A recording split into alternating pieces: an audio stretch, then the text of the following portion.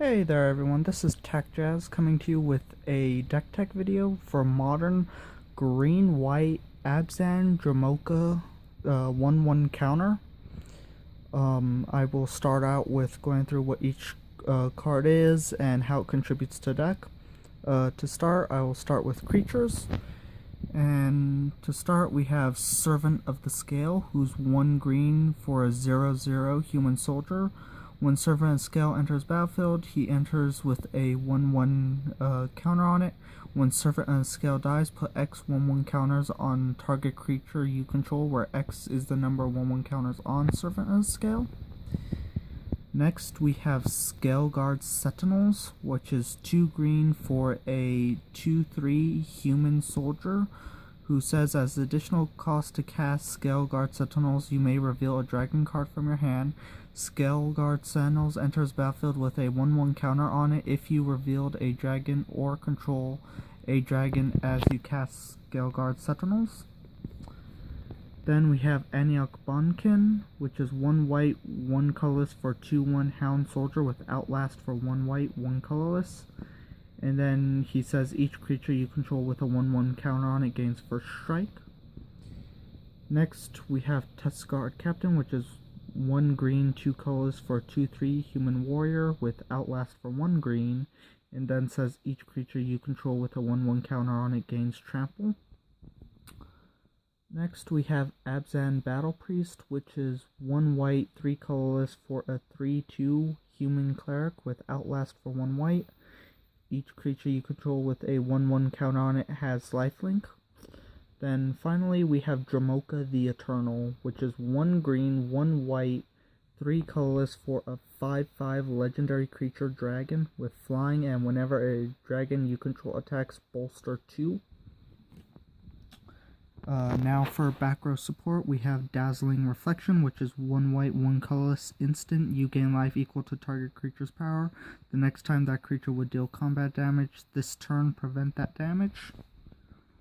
Then we have Gleam of Authority, which is 1 white, 1 colorless enchantment Aurora. Enchanted creature gets +1/+1 for each 1/1 counter on other creatures you control. Enchanted creature has vigilance and tap 1 white, tap it, bolster 1. Then we have Rabid Bite, which is 1 green, 1 white. Target creature you control deals damage equal to its power to target creature you don't control. Then, finally for support cards, we have Common Bond, which is 1 white, 1 green, 1 colorless instant. Put a 1/1 counter on target creature, and then put another 1/1 counter on another target creature. And finally, we have Nissa, Voice of Zendikar, which is 2 green, 1 colorless for a 3 loyalty counter planeswalker with a +1 of put a 0/1 green plant creature token in play. -2, put a 1/1 counter on each creature you control, and then -7, gain X life and draw X cards where X is the number of lands you control. Now for lands, we're running 4 Blossoming Sands, 12 forests, 8 plains. So now I'll go ahead and explain how each card contributes to a deck. First we have Servant of the Scale, which I like a lot. He's a good sub-in if you don't have Warden of First Tree. If I had to choose, I would rather have Warden of First Tree, but I'm running it with Servant of the Scale because he's a amazing 1-drop blocker who you want him to die. He's in here really just to chump block something and move his power to something else. Scaleguard Sentinels is in here because for 2 mana he's a 2/3. Yeah, it's 2 green, but it's worth paying for it. And then on top of that, if you reveal or control a dragon, he comes in as a 3/4 for 2 mana. I honestly believe that is very good. Even with that mana curve for him being kind of steep, it's still an amazing card. Ainok is giving all of them first strike is just amazing. I mean, them being already getting big as it is, giving them all first strike just makes it harder to deal with them. and for 2 mana, that's also just amazing. Tuskguard Captain, with being 3 mana for 2/3 with Outlast for 1 green, which is really nice, and on top of that, give all creatures you control with a 1/1 counter trample. Giving First Strike and Trample alone is just downright devastating to deal with, and it's just gonna be overwhelming very quickly. Now we have Abzan Battle Priest, who Outlast for the 1 white, an amazing early cheap Outlast ability, and then on top of that, all creatures you control with a 1/1 counter gain lifelink. Topping that with the trample and the first strike, that's assuming you just swing with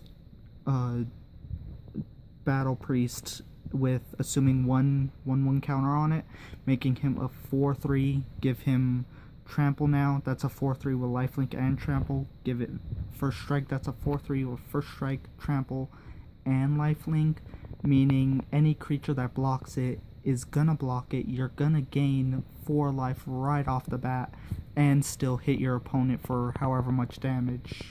Actually, no, I think all the damage would walk over it. I think if someone actually knows a ruling for that, please leave a comment down below. And then Dromoka. Now, it's a toss-up between Dromoka the Eternal or Dragonlord Dromoka. Personally, I think Dromoka the Eternal is better, mainly because for one, she's cheaper by 1 mana and is a 5/5, which the other one's like a 5/7, so power defense-wise the other one wins. But overall, whenever a dragon you control attacks, including her, she bolsters. In a deck like this, as soon as she attacks, one of all of them is getting 2 1/1 counters on it, which right off the bat, if she attacks, you just dropped a Servant of the Scale at some point. He's gonna go from a 1/1 to a 3/3. If he dies, that's 3 counters being distributed to another creature on the field. And on top of that, if she gets a 1/1 counter, make her a 6/6 with lifelink, trample, and first strike. With flying on top of that, she is just going to be a walking tank to deal with and very difficult to overpower. Now, for back row, Dazzling Reflection is in here really to deal with early game things or just immense life gain. Good against the Eldrazi Titans or anything that gets really big. Just toss it in to stall a turn, or even just for the life gain alone is really good. And 2 mana, it's all the way around just a really good common. Personally, I do love this card. It's probably one of my favorite commons that has come out since Zendikar block was released. Gleam of Authority is just broken. I don't see why people aren't running this or weren't running this in Abzan when Khans of Takir was in standard. And my reason why is it's 1 white, 1 colorless to enchant a creature, and that creature gets +1/+1 for each 1/1 counter on other creatures you control.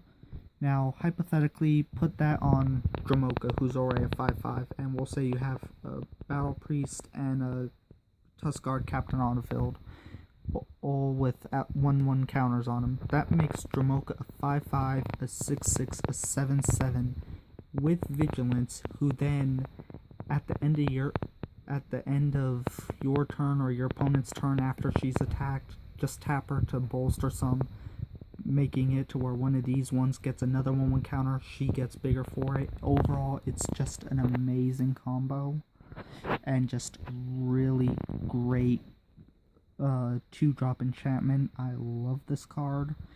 Again, I don't understand why people never really looked at it. It's just a really broken card, especially if you run it in a green-white 1/1 counter or anything that has white and does immense 1/1 countering. Rabid Bite is in here because it being a creature removal for 2 mana. Yeah, it's a sorcery. I would prefer instant speed, but the part of target creature you control deals damage equal to its power to another target creature. All of them are pretty, I mean, with all the 1/1 countering you can put on them, that can become a very useful card. I mean, right off the bat, late game, dromoka, pop a rabid bite onto dromoka, that makes it a 5, that does 5 damage to target creature. It deals with things that get in the way. It's pretty decent. Then common bond, for 3 mana, put 2 1/1 counters on either 1 or 2 different creatures. That's just all the way around amazing. It's so flexible and a really amazing card. I really do love common bond. It's, again, probably another one of my favorite commons that is in Magic, mainly because it's just so flexible to work with. Now, Voice's Zendikar, she is not 100% needed to a deck. She's really in here just to be an annoyance. And what I mean by that is she's in here to drop those tokens that are just to annoy people. And that -2 ability, giving all these creatures 1/1 counters, is amazing. And on top of that, making that 0/1 token into a 1/2 now with the chance to gain lifelink, trample, and first strike. It just makes it a very annoying combo to deal with, and it just makes her a pain to work around. Overall, she's really not required for a deck. I mean, I'm only running her just, like I said, as something to annoy people and to really have them to focus on something else while trying to walk over all the creatures that can get big quickly. Overall, deck-wise, it has a lot of life gain. Pumps all its creatures really huge. Has some main board removal. Personally, when it comes to like artifacts and enchantments, stuff like that, I do just sideboard all that for this deck because it's just not needed as much. Then flat out creature removal. Personally, I run a set of prey upons in the sideboard, mainly just in case there's a creature that isn't a attacking creature, something that just kind of sits in the back, just kind of doing other things. Like, for example, a great example of this would be Tiessa Orsov Scion, who she just kind of sits there in the back, just kind of doing whatever. And I mean, Rabid Bite would deal with her, but a Prey Upon is also a good sub-in for something like that. Overall, like I said, it's a very straightforward deck, very easy to play. Overall, I do think it is a pretty well-rounded deck. Does have some add-ins that can be put in here and there, but overall, really just a well-rounded deck. Doesn't really need any additional support. If you were to run in a different Planeswalker, I would suggest either a Johnny Mentor of Heroes or a Johnny Unyielding. A Johnny Valiant Protector is also a good choice, but